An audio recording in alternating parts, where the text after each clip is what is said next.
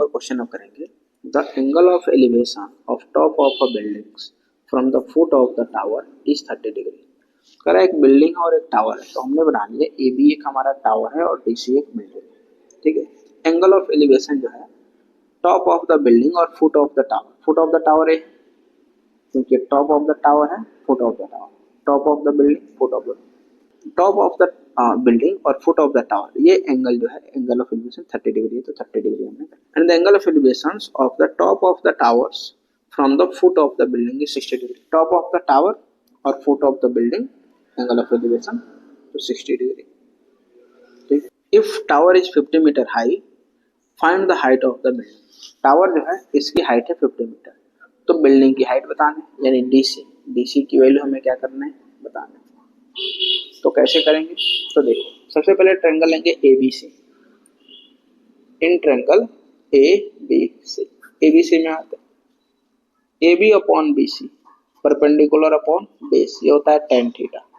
क्या होता है, tan थीटा। और बड़े वाले ट्रायंगल जो है ए बी सी ट्रायंगल का जो एंगल ऑफ एलिवेशन है 60 डिग्री है, तो यहाँ पे 60 डिग्री लिखेंगे, tan 60 डिग्री। ए बी की वैल्यू पहले से पता है 50 मीटर जो टावर, बी सी नीचे ले लेते, tan 60 डिग्री की वैल्यू होती है √3। ठीक है, अब हम क्या करना है, BC को इधर भेजेंगे तो ये हो जाएगा, इधर तो 50 है और इधर BC को भेजेंगे तो BC √3, क्योंकि डिवाइड में इधर जाकर मल्टीप्लाई हो जाएगा, BC √3। 50 है, √3 को इधर लेके आ जाते हैं तो 50 अपॉन √3 और इधर क्या बचेगा BC, यानी BC की वैल्यू कितनी आ गई 50 अपॉन √3। हमें तो BC नहीं निकालनी, हमें क्या निकालनी है, DC। अब आते हैं ट्रायंगल DCB यानी BCD में। इन ट्रायंगल BCD इसमें आएंगे तो DC upon BC, DC upon BC ये होता है P अपॉन B, ये भी tan थीटा हो। tan कितना डिग्री, तो इसमें 30 डिग्री है, तो यहाँ पे लिखेंगे 30 डिग्री। DC हमें निकालना, BC हमें गिवन है।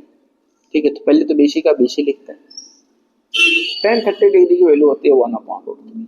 BC से अगर 1 में मल्टीप्लाई कर दे तो BC यहाँ आएगा, √3 से DC में मल्टीप्लाई कर दे तो DC √3 आ जाएगा। अब देखिए BC की वैल्यू हमें पता है, BC कितना आ गया था 50 अपॉन √3, तो यहाँ पे लिखेंगे 50 अपॉन √3। DC को DC लिखना और यहाँ पे लिखना है √3 तो 50 अपॉन √3, √3 इधर मल्टीप्लाई में इधर आएगा तो क्या होगा, तो डिवाइड, इसका मतलब ये नीचे आ जाएगा और नीचे √3 के साथ मल्टीप्लाई हो जाएगा, इधर क्या हो गया DC। अब देखो 50 ऊपर और नीचे क्या है, √3 इंटू √3 को हम बोलते हैं 3, तो ये किसकी वैल्यू हो गई। जब इसको हम डिवाइड करेंगे तो ये आ जाएगा 16 3 होता है 48 और 2 बच गया तो 2 रिमाइंडर हो गया और नीचे क्या हो गया 3। इसको हम मिक्स फ्रैक्शन के रूप में इतना मीटर लिख सकते हैं जो DC की वैल्यू, और आंसर में इतना। क्वेश्चन नंबर 10 है, there are two poles of equal heights are standing opposite each other either side of road, करा which is 80 मीटर wide। करा two पोल, एक पोल हमने AB लिखा, दूसरा पोल हमारा DC है, बीच में रोड है, और कह रहा है रोड की जो विड्थ है वाइड, ये कितने मीटर रोड वाइड है, तो 80 मीटर। तो रोड हो गया हमारा B से C तक और इसकी लेंथ जो हो गई वाइड विड्थ हो गई वो 80 metre. From a point between them on the road the angle of elevations of the top of the poles is 60 degree और 30 डिग्री। बीच में किसी भी एक पॉइंट से रोड, ये नहीं है कि बीच में ही हो, किसी भी पॉइंट के रोड से एक एलिवेशन 30 डिग्री हो और एक angle of elevation 60 degree.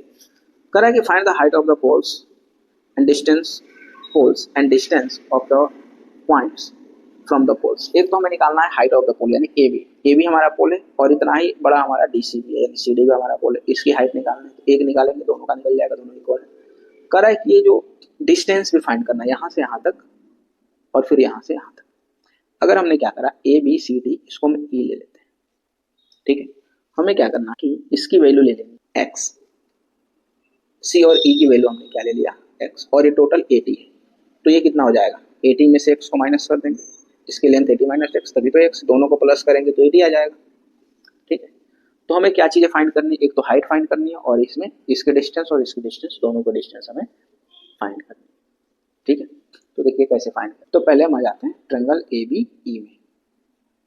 In triangle ABE, AB upon BE, P upon B, ये तो tan थीटा होगा।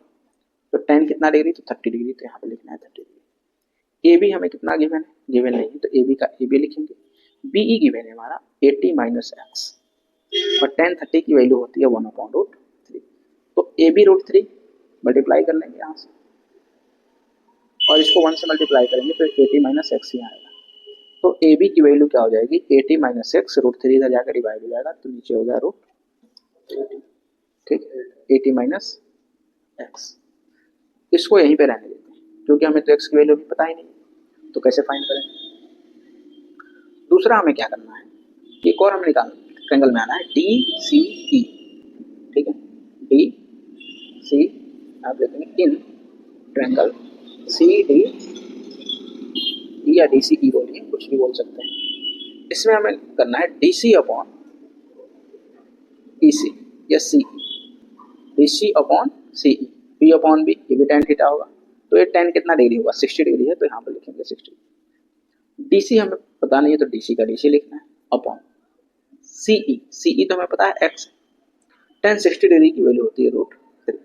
तो डी सी और x को इधर भेजेंगे तो ये मल्टीप्लाई हो जाएगा √3, यानी डी सी कितना निकल गया हमारा, x√3। इसको इक्वेशन सेकंड कर लेते हैं, इसको इक्वेशन फर्स्ट कर लेते हैं।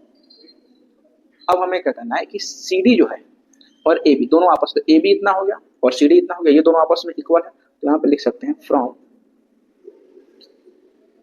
या ऐसे लिखो A B is equal to क्या है हमारे पास, डी सी। तो ए बी कितना है 80 माइनस एक्स अपॉन √3, और सी डी कितना है, तो x√3, ये दोनों को इक्वल कर सकते हैं। ठीक है, अब 80 minus x is equal to √3, इधर डिवाइड में इधर भेजेंगे मल्टीप्लाई हो जाएगा, तो x मल्टीप्लाई √3 से √3 में मल्टीप्लाई होकर क्या हो जाएगा 3। तो ये हो गया 80, और इधर मल्टीप्लाई कर लेंगे तो होगा 3x, ये x को हम इधर भेजेंगे तो प्लस x हो जाएगा RHS में।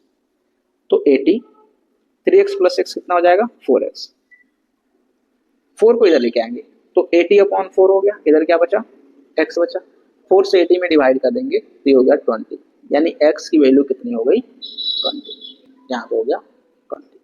तो हम यहाँ पे बोल सकते हैं कि जो CE है इसकी वैल्यू कितनी हो गई 20 मीटर। एक तो ये आ गया, दूसरा जब CE आ गया तो EB भी निकल जाएगा।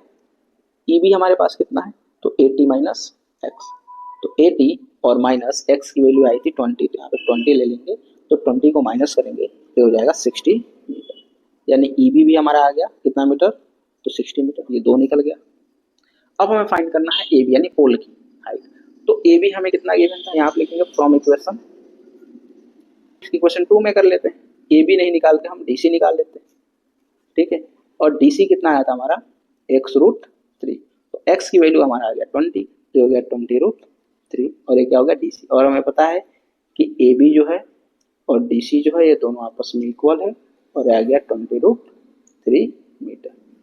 पोल है, पोल की लेंथ आ गई 20√3, जो ये है, जो दोनों इक्वल है, और यहाँ से यहाँ तक का डिस्टेंस 20, और ये आ गया हमारा 60।